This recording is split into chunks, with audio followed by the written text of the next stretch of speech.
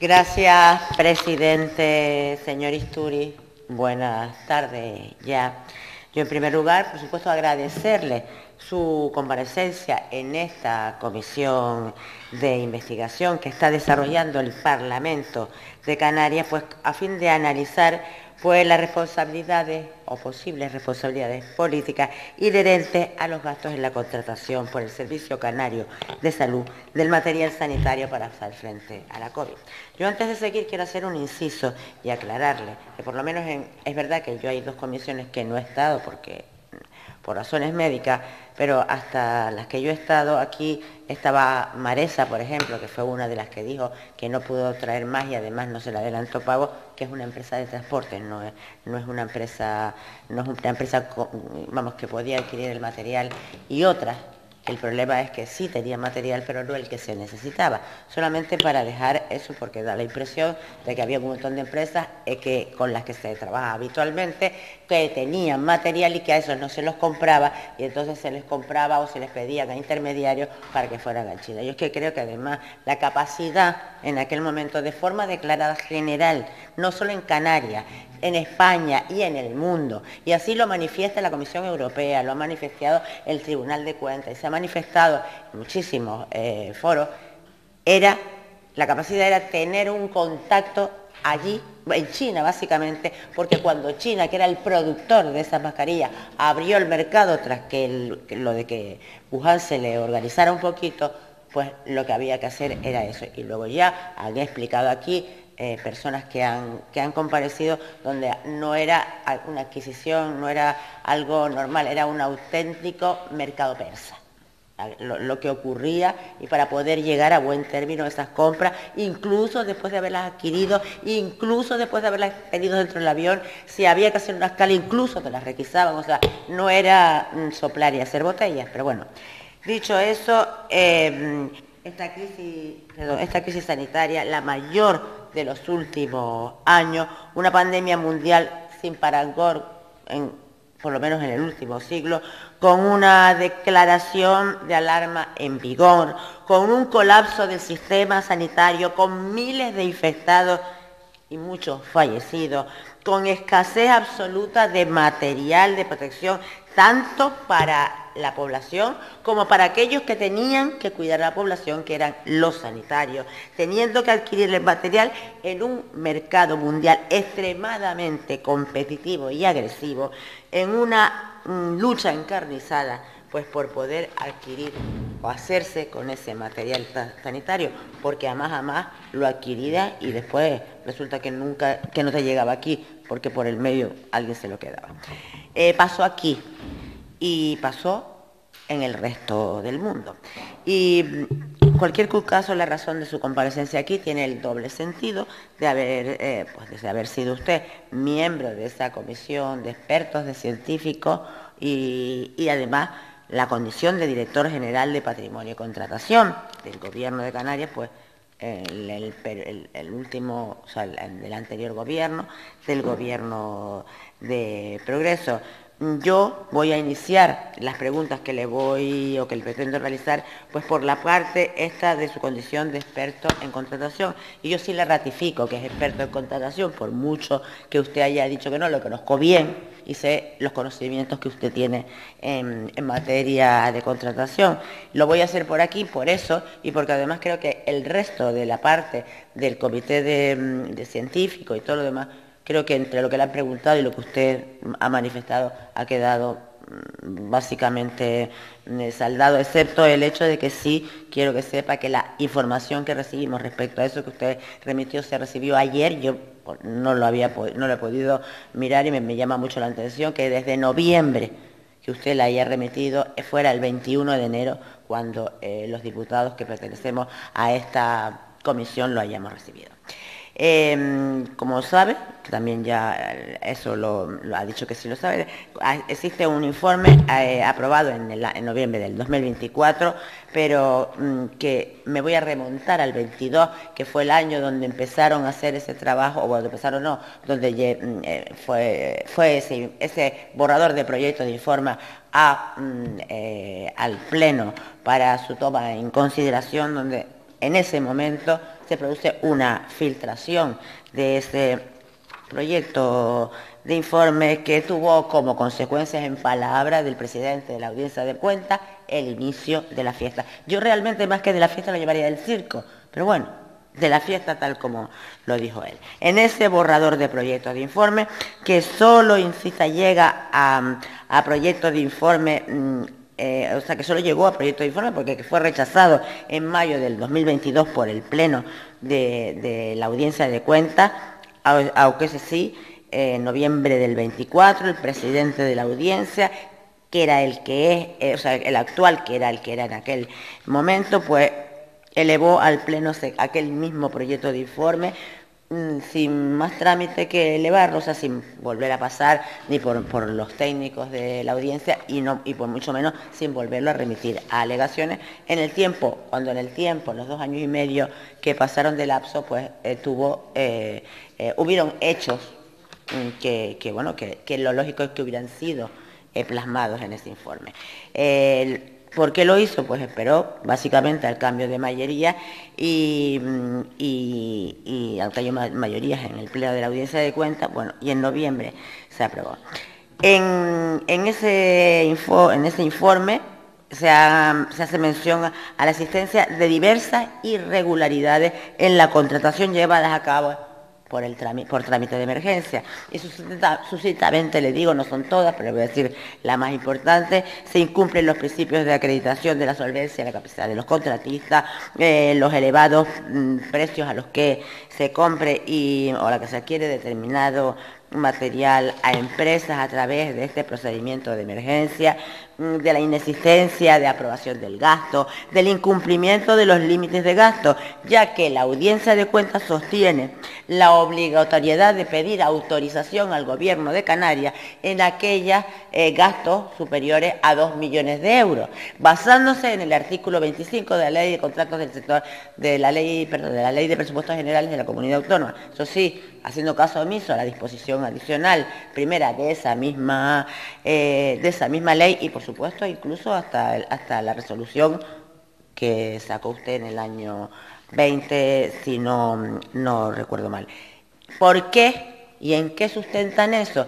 En que el Gobierno de Canarias no tenía intención ninguna de que no se hiciera ese gasto sin que el Gobierno lo aprobara, porque si lo quisiera haber hecho así, hubiera hecho lo mismo que hizo en el decreto ley de emergencia de La Palma, ¿no?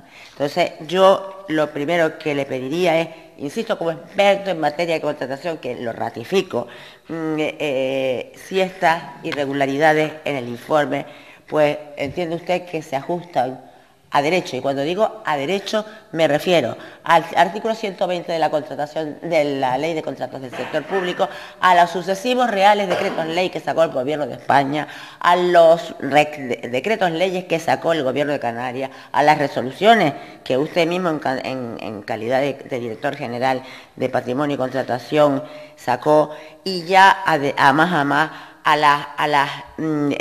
estos dictámenes de la sesión de juiciamiento del Tribunal de Cuentas, que es órgano judicial, que ha sacado varias en este sentido, en temas diferentes, y ya sin ser legislación, pero bueno, a la Junta Consultiva de Contratación, a la que usted ha hecho referencia, que también sacó informe en el año 20, a los informes de fiscalización del Tribunal de Cuentas y a los del resto de las cámaras de cuentas de las distintas comunidades autónomas de la Comunidad Canaria. Eso, en cualquier caso, no es legislación, todo lo primero sí que lo es, y me gustaría que me diera su opinión. Si quiere empezar por el final, pues porque le he dado más, se la he explicado más, y luego continuamos con el resto de esas irregularidades que la Audiencia de Cuentas mantiene que son irregularidades. A ver, yo quiero poner de manifiesto lo que les he dicho anteriormente. La OMS declara, que creo que fue el 11 de marzo, la emergencia. A lo largo del mes de marzo se producen modificaciones de la Ley de Contratos el 12 de marzo, el 18 de marzo y el 28 de marzo, y luego el 25 de mayo y el 13 de abril. Es decir, hay un cúmulo de modificaciones de la ley de contratos, lo cual ya te está diciendo que claro no estaba.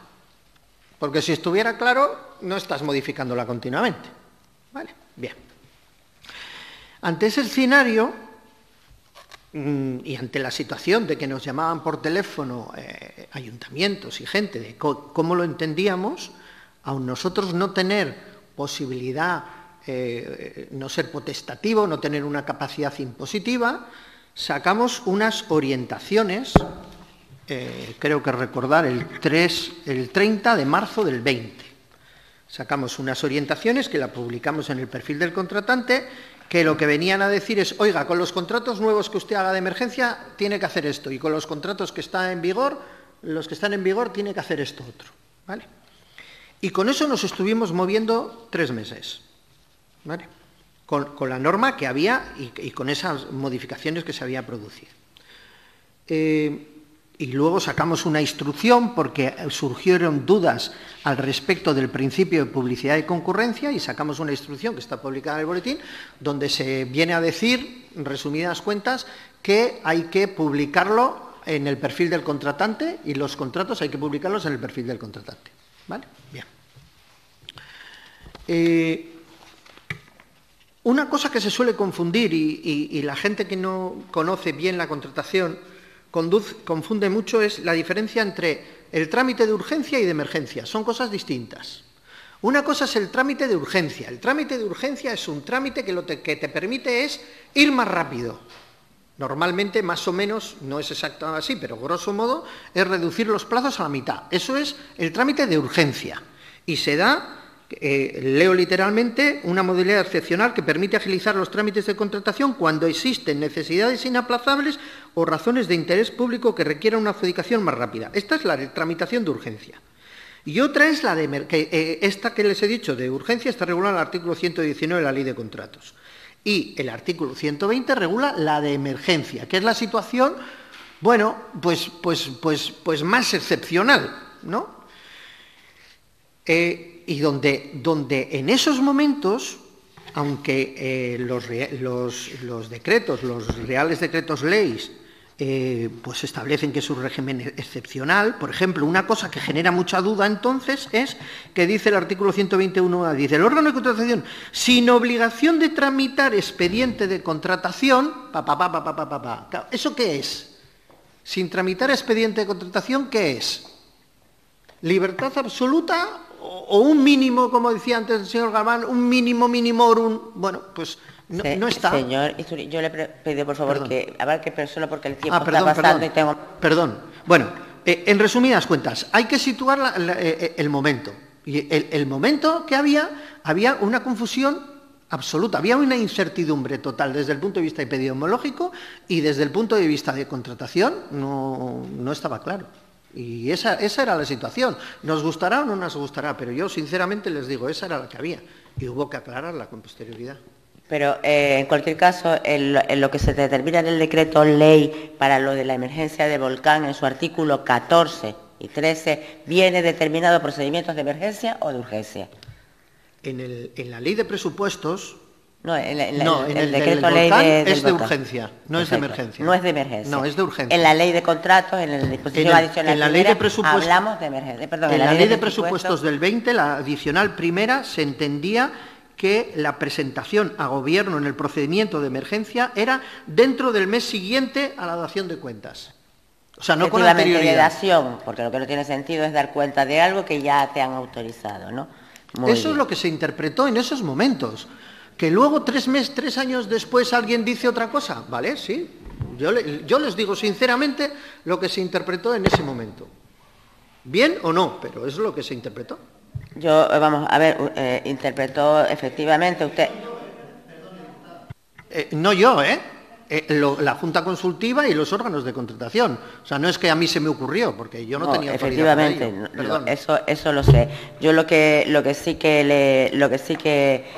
le planteo, por ejemplo, como bien sabe, la Junta Consultiva de Contratación que hizo el año 20 no habló en ningún momento de que no se pudiera, de que hubiera que acreditar capacidad, solvencia, que no se pudiera contratar con alguien que no tuviera en el objeto social productos sanitarios. Todas esas historias no se puso en la... O sea, y digo porque era la Junta de Contratación que estaba analizando de alguna manera el artículo 120 y los sucesivos reales decretos leyes. No me va a dar tiempo de mucho más, pero lo que sí quiero decir que vamos, para finalizar en esta comisión no deja de ser pues, la pura y dura realidad, es que pese a las dificultades que supuso gestionar situaciones desbordantes y dramáticas como la que supuso la pandemia del coronavirus, hay gente que sin reparo y sin pudor, una vez iniciada la fiesta, se han dedicado a impulsar un juicio paralelo, desembrando la duda sobre la honorabilidad de miembros del anterior gobierno, del gobierno del Progreso, que ni siquiera están investigados Vaya finalizando, señora González. Por la justicia, de que ni siquiera se le ha juzgado y condenado, y por supuesto no le han dado ni siquiera presunción de inocencia. Lo digo a los efectos de dejar claro que porque la audiencia de cuentas diga, vaya finalizando, la audiencia de cuentas señora González. La justicia será la que determine lo irregular, ilegal y las mordidas, como todos hablan, señora González. de algunos. Gracias.